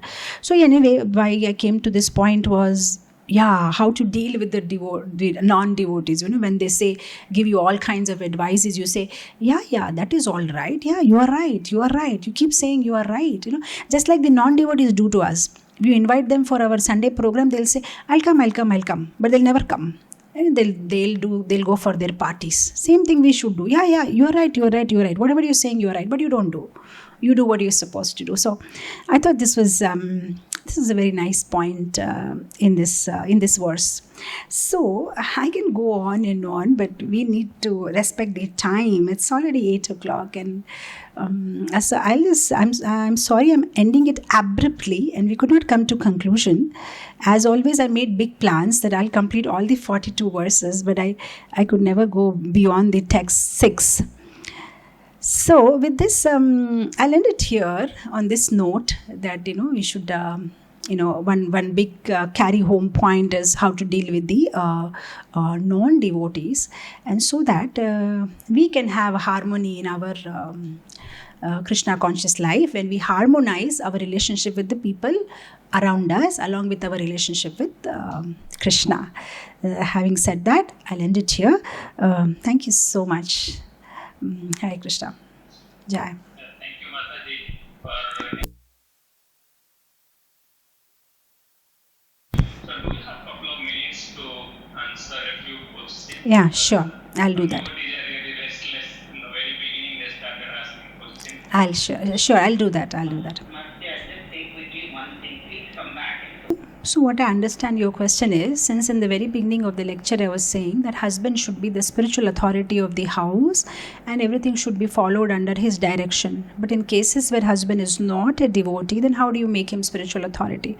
But anyway, the beauty in your relationship with your husband is that you said he doesn't object to your Krishna consciousness, and is already having no objection, and he allows you that freedom to offer the food, take prasadam, do your chanting and all. So that itself is it's wonderful, and slowly and gradually it will happen. Meanwhile, you can keep taking instructions from him in other things in your life. So there are two aspects, right? One is a spiritual guidance, one is the material guidance also. One needs to be under the authority of husband. Where you're going somewhere, you ask him and go, you report back to him, you share things with him, you accept his authority. So that way you can, at least for now, since he's not able to be your spiritual authority, since he's not into Krishna consciousness, but at least you can take guidance from him in other aspects. And very slowly and soon, after taking Krishna Prasad and hearing and all, since he's cooperating with you, it will happen. You'll have to have some more patience. Only thing, my objection is when husband is not devotee, and if they start thinking because he's not devotee, I don't have to follow any instruction by him, that is where the problem happens. So okay, for now you can just wherever the other things which you can take guidance from him, which he is good at, you can take it from now, for now, till he see that is the problem in this Prastut Kali Yuga material world. Why is there fightings and why are the people unhappy? Because the head of the family, if he is not devotee, then wife has to take up that role, and when she has to take up that role, and if both, and by nature, I'm so sorry, I'm not trying to offend anybody, but by nature, actually, men supposed to lead and they're supposed to be the boss. That's how they're made. That is a species. And if they're not allowed to do that, then there will be a lot of ego clashes and a lot of problems. But in the present situation, they're not exemplary. They're not able to lead the family. So in these situations, you will have to take up a role, but you try to do it as humbly as possible without hurting his ego, always trying to make suggestions. Prabhu, do you think we should go? Do you think we should do this? And a very, very nice balance you'll have to maintain, without hurting his ego, because the moment you start showing that you are the boss, this is how it's supposed to be done, this is what I read, this is how I came to know from ISKCON temple, he's definitely going to feel bad. There are ways in your talking also, how you present things, it's so important. Apart from your intention, presentation also should be so nice without hurting him. Do you think we should go? I heard this point in the class. What is your opinion on this? This is what they were saying. So like that, you should make it very conducive and allow him to give his opinion, and slowly it will happen. And when he sees you are sincerely serving him, and definitely he will also slowly change. But see, I don't know any solution for this. Only thing, we can keep trying, because this is how the present material world is. In those days, they used to go to the Gurukul, the boys used to go to Gurukul, get training in scriptures, and then they come back, they get married, they used to lead the family in an exemplary way. But now that is missing. Neither the girls are trained taking care of household chores, neither the men are trained into scriptures. So that's the whole mess. But anyway, by Prabhupada mercy, now we have the books and we have association of devotees. Just go get into right associations, and if he allows, spend your evenings or Sunday evenings in the right association with other couples who are leading an exemplary life, and that may motivate him. Because sometimes our motivation is not linear. Sometimes it is triangular. So one may not feel directly inspired from the Lord, but one may get inspired by seeing somebody who is inspired by the Lord. So like that, you can be in association where there are couples who are practicing very well, and slowly it will happen. But all said and done, even if he is not your spiritual authority, he is your authority. So that respect should be given. And since in your case there is no controversy where he's asking you to do things which are contrary, like I kind of emails that I get, my husband is asking me to cook non-veg, my husband is asking me to do this, what I'm supposed to do, but I'm a devotee, I don't want to cut non-veg or eat, what I'm supposed to do. So there are so many problems. At least in your case, he allows you and gives you independence, and you be patient with him and allow his freedom and his independence, and slowly start from the place where you both agree. There may be so many things which you don't agree, but I'm sure there must be a common ground where you both agree. So start with that, and then keep increasing the area of where you are agreeing together, and slowly do it with all humility and all respect. That should be there. Thank you so much, Madhuri. And you also mentioned regarding begging versus asking in one of the examples. So coming back to my original question, so myself expecting husband to get involved in the daily pujas.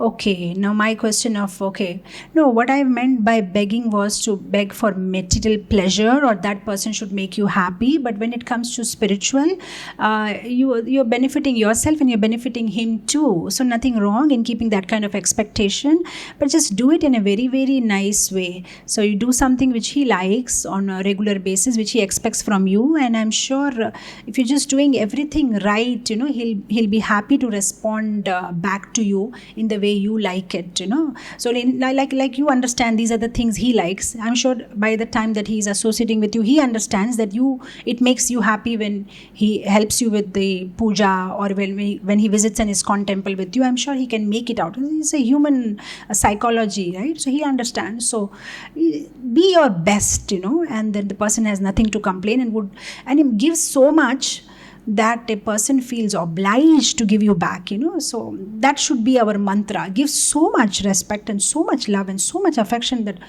a person is up to the neck and he just wants to give back to you. So you can just take that, you can do that strategy.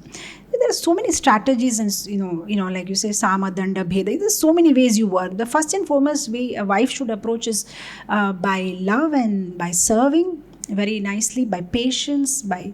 See, these are all the qualities which Anusuya said to Sita Mata. When Sita Mata, she was in the forest with Lord Ram. She was only a 14-year-old girl, nothing to do in the forest. Whole day she used to go to Anusuya and help her, taking this roots and fruits and all, and cleaning and serving. And then Anusuya said, what do you want? I want to give you some gift. And she says, the only gift I want is, can you just give me some guidance on how to be a good wife? And then she gave a list of what you can do as a good wife. So these are some things: speaking sweetly, serving nicely, being humble, being patient. So all that if you do, you conquer the heart of the person. The person just wants to do something back for you. So it should be on that level, Thank you, Mataji. And one more regarding the cleansing. And what is the goal? I said, you said that. For purifying the mind, chanting. For purifying the senses, serving the Lord. For purifying the intelligence, reading scriptures. For purifying the wealth, giving charity. Such a wonderful question you asked. Such a wonderful question. I didn't realize when I'm giving you this example of my aunt, I'm just making a... Maybe some people can take it the wrong way also. No, my whole point of emphasizing was that how serious she was in her Krishna consciousness. At the same time, it's a very important point that for your Krishna consciousness you avoid. So now in my context, instead of feeling avoided, I felt very happy. I appreciated that quality of her, that how sincere she is, and I was patient enough to wait for her puja to be over, that then she will help me with whatever I want. So why did this thing come in me? Appreciation for her. That means apart from that morning puja that she is doing, she must be doing so much for me the rest of the time, that this has changed into appreciation for her. But maybe if her other time behavior is not so good, then I would not have appreciated her puja also. That means, just like the previous Mataji, I was answering the question. Give so much that the person becomes obliged to you. That means, like we say, if your 2 hours chanting has to be very nice, then your 22 hours behavior is very important. That means that 2, 3, 4 hours that you give for seva, what is the rest of the hours, what you are doing, that's very important. That will determine the way people will behave or judge you. If you're a very kind person and otherwise you're doing things so perfectly, then they will not mind that time which but if you're not doing justice to them, then they'll always have complaint. Now, let me give my personal life example. I prepare for classes, I give classes, I do counseling, and then email, and then school, and there's so many things that I'm doing. So you can imagine what must be happening with my kids. But then whatever time that you are with them, and if they understand the value of what you are doing, they'll appreciate. Like my children, I'm honest, I won't be able to give them so much time because there's multifarious activities that I'm doing, but they have so much appreciation. My elder one, he'll always say this, okay, everybody's mother is a mother to their children, but you're mother to so many, and he feels so proud about it. He said, not only mother to me, you're mother to so many. Mama, you're mother to so many people. So he's so proud about it, and he's not envious about it, or he's not feeling bad about it, why my mother, why? That means he must be getting so much love and affection that he feels it's okay, you share it with the whole world, right? So that means that quality time that you give them, at that security you give them, because whatever little time that you spend with them, they're so enriched and nourished and so happy that they're ready to share with you with Krishna and share with you with the other devotee Matajis when you talk, you preach, and also it's all about a fine balance. You just do your things, what you're supposed to do when should be done then. You don't overlap things. So like when I come for classes, it's not that I don't do my duty. Many times, the Mataji, sometimes when people ask me for dates for classes, there'll be sometimes a big argument. No, when I send them my schedule, okay, this is my schedule for the month of June. Then they'll say, Mataji, there is one day in between. Can you give? And then I said, no, that day I'm going to clean my house. And really, you clean house? And I said, I'm a normal human being. I clean house, I cook, I take care of I just do everything. So it's not that I sit with this background here and I don't have to do anything else. I'm just a normal housewife, I just do everything that a wife and a mother has to do. And then with my extra time, I just come give classes. So sometimes, when people write to email the young girls, 20, 18, I want to become like you, I want to do this. And then I tell them, you become like me, but you're not seeing the 80% of my life, you're just seeing that 20%. So don't get me wrong, and don't try to become only that 20%. I still clean and cut vegetables, and I clean. And even now when I came in the morning, I did what I'm supposed to do. I made the milk hot. I did my job. I said, Prabhu, I'm going for this class. So, okay, he asked me what topic, what, and then he told me, don't answer many questions, take care of your throat. And yes, Prabhu, and I take his permission. It's just like a normal life, nothing special. The only thing different is maybe this background. I'm just a normal housewife, I just do my duty, and that makes a happy family, So we shouldn't overdo. So sometimes they'll argue with my schedule, and I'll say, no, I can't give more than 3 classes or 4 classes a week because I have other things to do. So that's it. If you just maintain that fine balance, you'll have a happy life. Yeah, it's okay. It's a Sunday morning for me, and I can go another 15-20 minutes. I'm okay. I'm relaxed. It's Sunday for me, yeah. Okay, thank you so much, Nandini. So, Nandini, your initiation. Okay, so your question is that before getting initiation, can we preach or not? Do we have to wait because the mercy flows through Guru Parampara? No, the moment you have accepted a Guru, it's done. Even if it's not formally yet done, you are already, following an instruction is following Guru. If you're following the instruction of the spiritual master, you're following the instruction of Srila Prabhupada, you're already in the radar of Srila Prabhupada's mercy. You're already getting his mercy. So nothing to worry. You don't have to wait. Whatever you know, you preach. Yeah. Thank you so much, Nandini. Hare Krishna, Mother,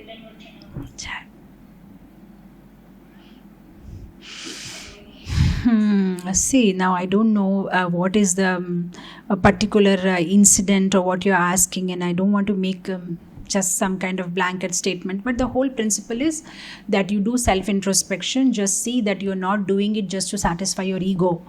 Sometimes, like it may happen. Just check what is your intention, deep within. Sometimes, I see even when people deal with some non-devotees or sometimes say some things, sometimes there is some selfish motive behind also of serving their own ego. So you can just check it out. Whomever you are reacting to, what's your basic intention? Do you want to it's just that you want to protect your family, family's Krishna conscious activities, and this person is disturbing. See, of course, all said and done, for everything, according to time, place, situation and circumstances, you have to behave. Just like Narad Muni, that example of Narad Muni telling the snake, don't bite, or just hiss, So just see how much it's affecting your consciousness. Are you deep within having a feeling of, do you hate them or no? It's not like that. If you're just doing it in a humble way, okay, Prabhu, this is disturbing. Please don't do this way. Do it that way. So there is nothing wrong. Devotees have to be so expert. You see, Chaitanya Mahaprabhu, when he was dealing with Prakashananda Saraswati, he was taking such an humble position, sitting at the place where people were washing feet. But when it came to philosophical discussion, he didn't take a humble position. He said what he was supposed to say, and he didn't compromise. You see, Chaitanya Mahaprabhu, otherwise he was very, revolting with Chand Kazi and Sankirtan movement.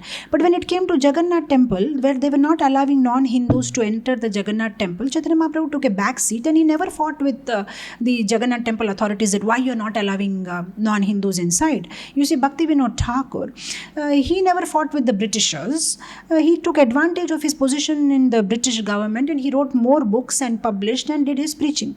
So devotees, they are so sharp and intelligent. According to the situation, one should react. So if that person's intervention in your life is disturbing the Krishna conscious peaceful atmosphere of your house, and if you're making certain statements to them is going to keep peace in your family, go ahead and do it.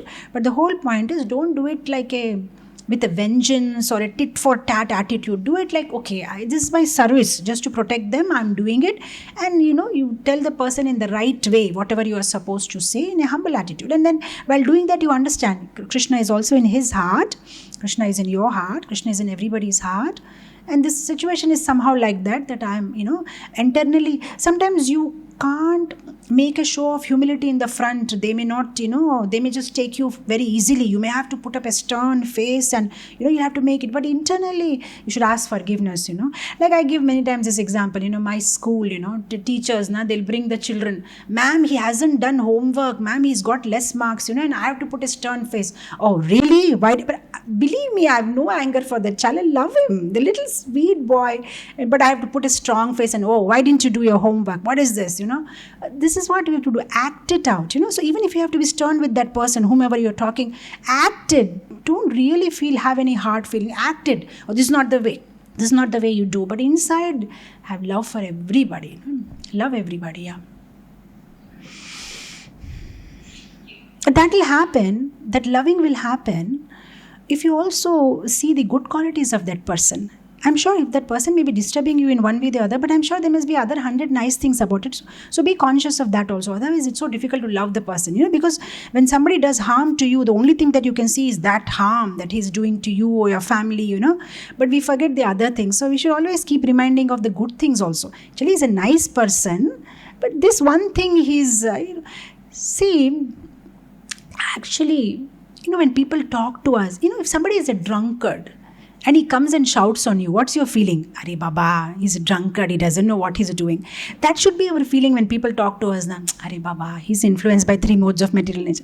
He's influenced by Maya. So am I sometimes. But at this moment, I'm little, trying to get away, and he's not. So, if you just do that, you can forgive everybody. Leave it, Baba. He's under some influence, Like that. I don't know the specific thing what happened, but I'm just trying to give you some general hints, yeah.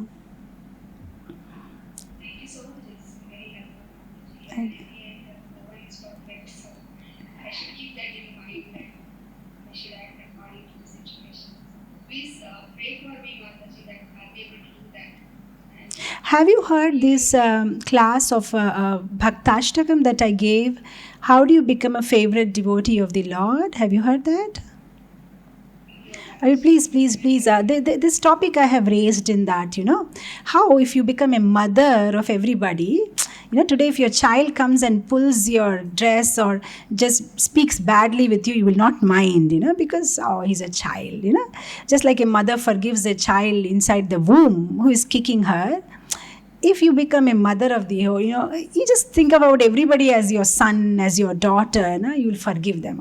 Leave it, like that. Let me see if I got your question correct. You said that your child asked that how come Kamsa got a moksha because he was touched by Krishna, though maybe you mean to say that though he was so sinful.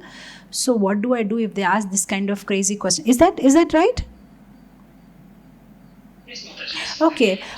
So then you could So you could tell him the story of how these demons, they are also in their previous life devotees of the Lord, just like you see in the case of Hiranyakashipu and Ravana and Shishupal and Dantavakra, how they were all, they're all incarnations of, or they're all, Jai Vijay, who was security at the Vaikuntha gates, and how they got cursed. So similarly, these devotees, they look to be demons, but they're all having a previous baggage.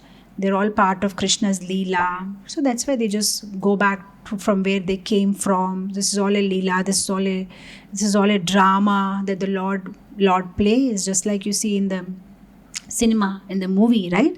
So, or your Sunday feast drama at your local ISKCON community center. You will see somebody becomes Jagai Madhai, and somebody becomes Chaitanya Mahaprabhu, and somebody becomes Nityananda Prabhu. And then there is a fighting, and all that drama happens. And after that, they change their costume, and everybody is dancing together in the Sandhya Aarti or taking Sunday feast prasadam together.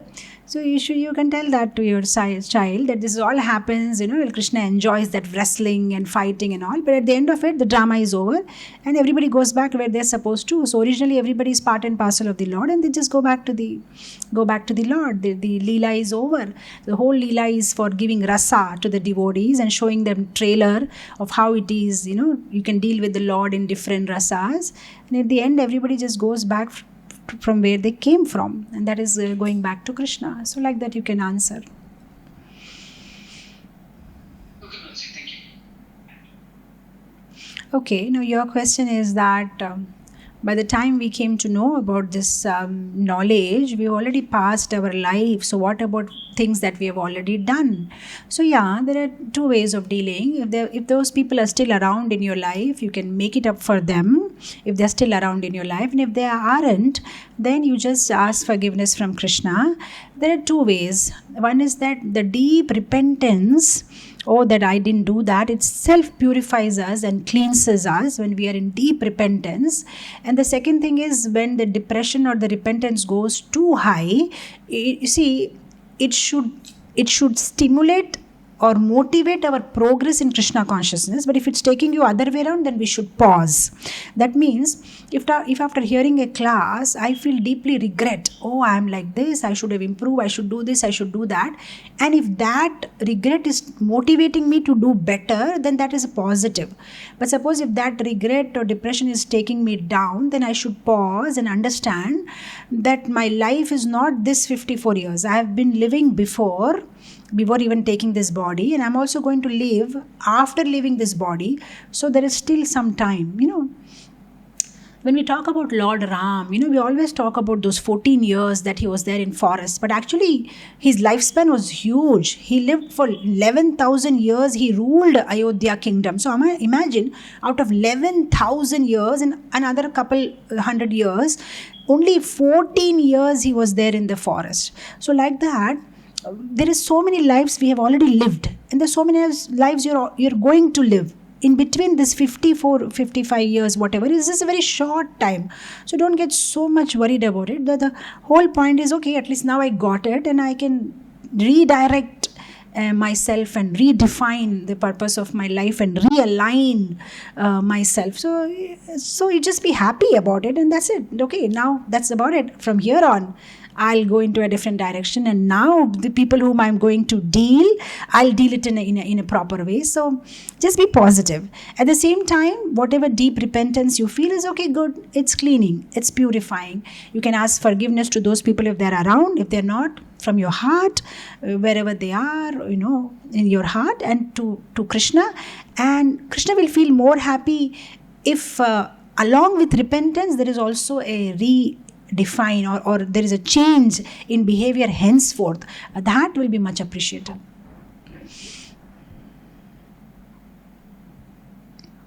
Okay, thank you, Mataji. Mataji, there was one question, Mataji. Okay, before I do that, the moderator, how many questions are there? Then I'll just make it short, instead of making my answers long. Mataji, you can answer 3 more questions. 3 more, okay. 3 more, then I'll just try to make them short. Yes, please go ahead, Mataji. Yeah. Sumitra Mataji is trying to ask you questions. Yes. And when you do that, there's a lot of guilt association with that. How do you reconcile and prioritize the balance in situations like this? What I understand from your question is that sometimes the external situations in our life are like that we may not be able to give equal importance to hearing, reading, chanting, and we'll have to pick up, certain things we can do, certain things we can't do. So at that time, what to do? So, okay, even if certain situations arise, you have picked up chanting, okay, chanting has to be done. You have given priority to chanting, but again, if there is no Shravanam and Kirtanam, the quality of chanting also goes down. It doesn't last long. Again, at the same time, the chanting of the holy name of the Lord is so powerful, it keeps us on track. So yes, sometimes you may have to make certain choices. So nothing wrong. You are in that consciousness that, okay, this is my situation. So this is something like, sometimes when all the street lights are off and you can't see anything, You just take your cell phone and you put out the torch in your cell and you do one at a time. So you're already doing that. So when you are seeing the situation of COVID and your external work pressure and all and children and it's so much, so you are thinking, okay, I'm not able to do everything all right, at least I'll do something. So yeah, that's the way to take it. So okay, you're thinking, oh, at least I'll do my chanting properly, and when situation changes, I'll try to add or go back to my normal life, what I used to do. So yeah, that's the approach one should take on too. That okay, it's like whatever situation Krishna has put us in, we do the best in that situation possible, instead of lamenting, oh, I'm not able to do this or I'm not able to do that. Okay, this is the situation I'm put into and this is the best I can do. Only thing is that what is your best, you also confirm it with others. Sometimes mind cheats us, it will make us think that this is your best you can do. So just take some external help with your mentor or somebody and just run your schedule with him or her. Oh, this is what I'm doing, getting up, and I'm sure sometimes they'll just point out the spaces. Hey, there is space here and there is a space here and this you could have modified, because mind, sometimes it is friend, sometimes it is enemy, sometimes it will make all kinds of, like I keep telling in the classes, Maya is so badmash, Maya will never tell us that give up chanting. Maya will tell us that you should do chanting, 100% you must chant, but not now. Not now, you can do it later. She'll give you such a sweet talk. You should not leave chanting, but no, not now, do it later. And she'll put it, somewhere down in your list. And first it was on the top, then it was somewhere in the middle, then down, and after some time it's not there in your list anymore. It will just slide away. So that's why always, have an external help.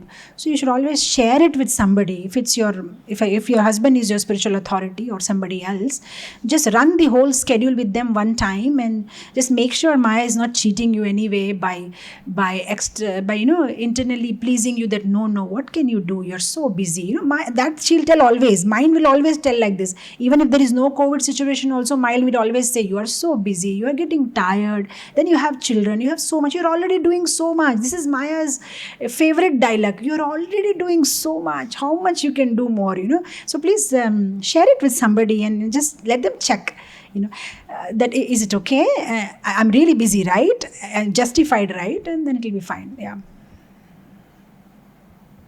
Thank you, Mataji. What to do, Mataji? Srilekha Mataji, thank you so much for your question. But were you there in the last part of my class? I spoke completely on that only, how to deal with mother-in-law who is not a devotee. Were you there in the last portion of my class today? I think you missed it because I spoke mainly on that and I gave certain tips, how to give them freedom, how to be respectful, how to be patient, all the tips I gave, how to deal with non-devotee mother-in-law.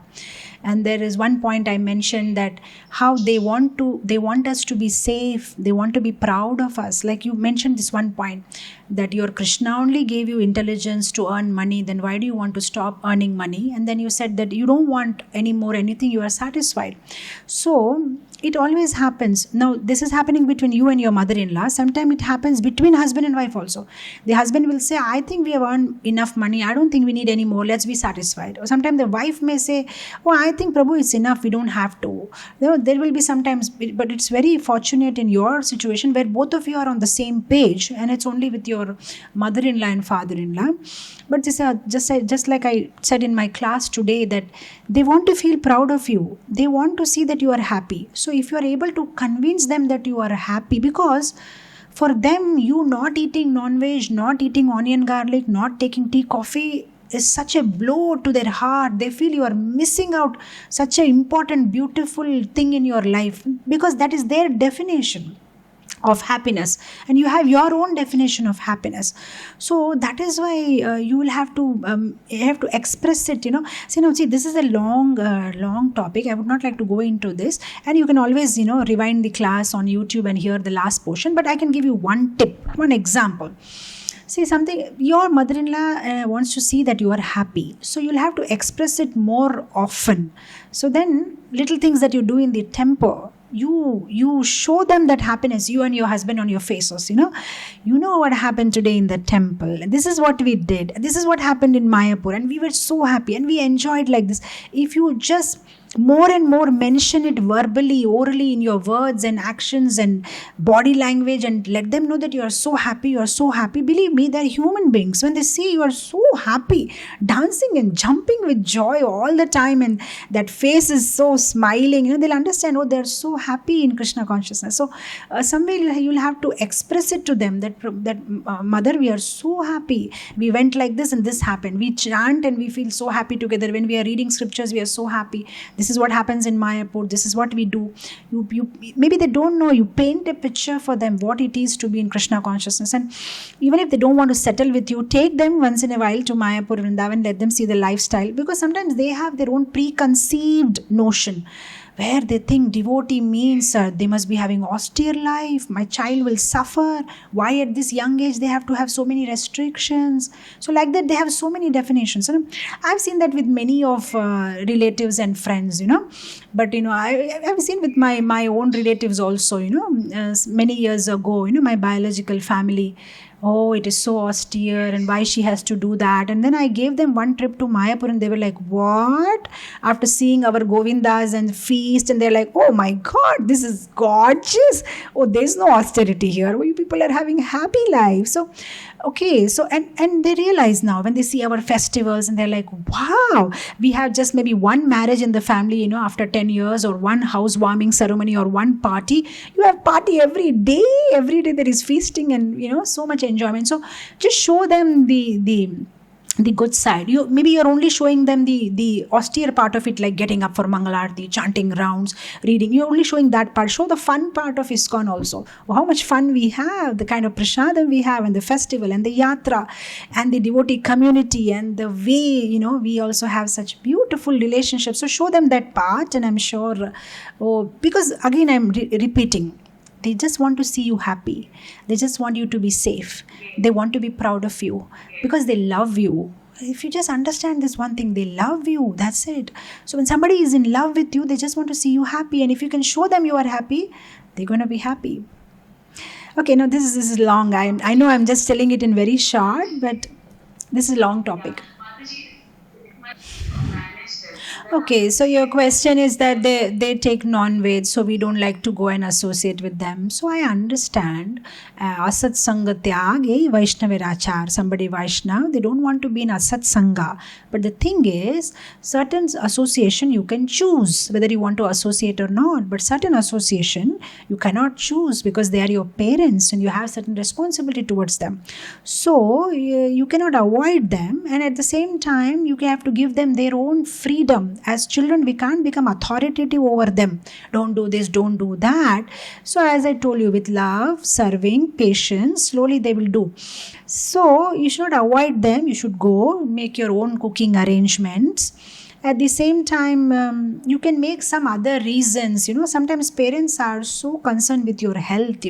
Sometimes if you tell them that I'm just getting that, don't say because you are devotee, because you took initiation, because you are in ISKCON, because you are Krishna conscious, that's why you don't like it. Then they will not like it. You have to put it other way around. I don't know what happened, but nowadays I know that smell, I'm getting allergy whenever that smell of non-veg is coming. Other day, I'm sorry, I'm teaching you to speak lie, but yeah, some things, but that is called diplomacy. I know when that, that some kind of sensation is coming in the stomach, I'm not able to eat, I'm having headache.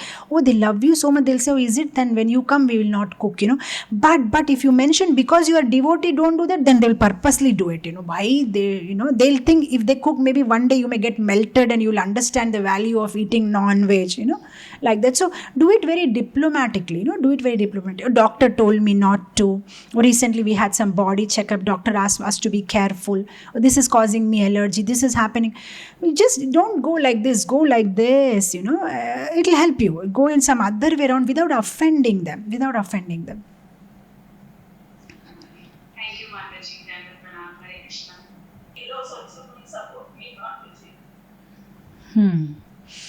So your question is that your husband says you have to go according to the Smartha rules, and they're not very much interested that you be Krishna conscious, and they may asking you to alternately do some other kind of initiation. So how do you go about it? See, one thing, Mataji,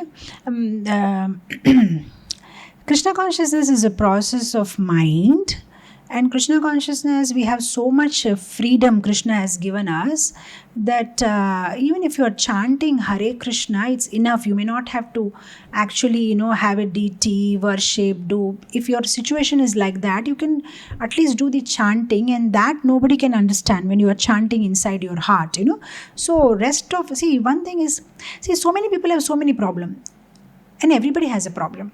Only thing, the flavor of problem is different. Like the ice cream has flavor, somebody is strawberry, somebody has vanilla. Everybody is suffering, everybody has problem. Your flavor of problem is different. There are people who have problems saying that their in-laws are asking them to take non-veg and become non-devotee. Your problem is that your husband is asking you to be smartha. Now, becoming smartha, what I understand is it will be more of cleanliness, more of rituals, so which is not that bad as to people who have to eat non-veg or suffer. So okay, you are having a better deal. Now the only difference here is he's asking you to worship Devi and you want to worship Krishna. That's the only difference. The rest of it, see, whenever the situation is like this in your life, see at least the good points, what you agree on, So something like, okay, he may not be devotee of Krishna, but he is a devotee of some demigod. At least he is a devotee. So at least he is following certain rules and regulation. At least he understands the value of scriptures. So at least he is nice with you in the other things. At least he is providing you food. See, you should count your blessings whenever situations like this arise, and you should never go low. You should never go low in life thinking, oh, I am doomed, now what will happen to me? No, just count your blessings. There are so many things which are happening nice with you. Okay, he likes you and there's no other person in his life, and then he's providing you. So many things are good. So now, out of all the 100 things that he's doing nice, there is one minor problem that you have, which is very minor, that he's asking you to worship Devi and not Krishna. So that's all right. Go ahead. Whatever is asking you to do. But inside you do your chanting. You finish your Hare Krishna chanting. See, I'm sure your husband is not behind you 24 hours and checking you or have a CCTV camera on you what you're doing. So do the things that he like. Then in your free time, you do the things which you like. And if you sincerely pray to Krishna, Krishna will make arrangement. So you continue your chanting.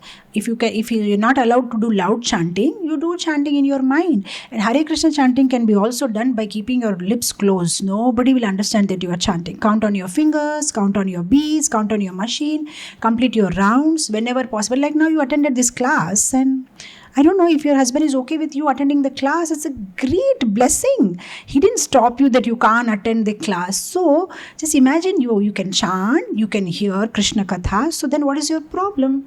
The problem is if you're stopped from chanting. The problem is if you're asked to eat something which is obnoxious. The problem is when you're not given the opportunity to hear Krishna Katha. When all this is given, there are already so many good things happening in your life. And one small little thing of, okay, worshipping Devi and all, if he's asking you to do it, do it. When you worship Devi also, you pray to the Devi. Oh, you are so devoted to Krishna. Can you make me like you? I also want to be devoted to Krishna. You ask for her blessings, and then internally you pray to Krishna. You see, you are in such a nice situation actually, like the gopis. The gopis had this kind of situation. Internally thinking about Krishna, externally they have to do their household works, and their husbands and mother-in-laws are stopping them from going to Krishna. Sometimes when you are stopped to do something, the love increases manyfold. When things happen to you very easily, then you'll take it so easily. I remember when I got newly married, I was in Vrindavan for some time, I think maybe 7 months or 9 months. Now, before that, I had such a craze for Vrindavan, I want to be in Vrindavan. But when I was there, I was young also. So when I was there, then it became like a part of my life. Okay, every day I can see Radha Shyamsundar, every day I can see Baki Bihari. So it's okay. But now when I'm in Vizag, last many years, now again it's like a craze. I want to go to Vrindavan. When will I be able to see the Radha Damodar face? So like that. So sometimes separation also increases the intensity more. So take it positive way. If there is no villain, then there is no value of the hero and the heroine, okay? So there has to be some villain in the life, then it becomes more interesting. Your movie is becoming interesting, So don't worry so much about it. That's all right. Otherwise, he's nice to you. No, it's okay. You offer mentally. You're already doing so much. You are hiding from me. You're already worshipping every day with tulsi water. Radha and Krishna are doing. Oh, come on. And the way you asked the question, I thought you were suffering. Oh, come on. So there's already so much happiness in your life. Yes. So you got so much. Okay. So don't worry. You can just offer it mentally, Mataji, and that will help you. Okay. Just I don't want to take Devi Upasana. Oh, no, do it. Don't offend the Devi. Just do it and make him happy. He'll be so happy if you do it. Just do it with the thinking. You tell Devi that please make me a devotee, just like you are a devotee of Krishna, make me a devotee. Okay? Don't do it. See, the problem in ISKCON is that the demigod worship, we just demonize it so much as if it's something. Come on, it's not that bad. They're also devotees of the Lord. We worship Vaishnavas, is it not? We wash the lotus feet of our Guru, is it not? So Guru, and so that they're also devotees of the Lord. Do it in that mood. Okay. Okay. So shall we end it here? It's long. Yeah, thank you, Mataji, so much, giving so much time. Jai. Krishna Krishna Krishna लगे सब कृष्णा कृष्णा कृष्णा लगे सब कृष्णा कृष्णा कृष्णा लगे सब कृष्णा कृष्णा